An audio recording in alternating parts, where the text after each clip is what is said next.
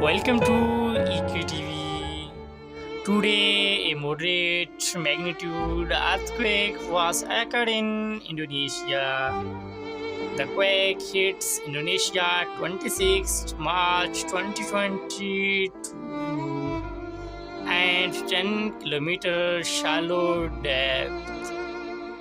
Geosciences of Australia is the first agency to report this quake with magnitude 4.4, and US Geological Survey also report this quake with same magnitude.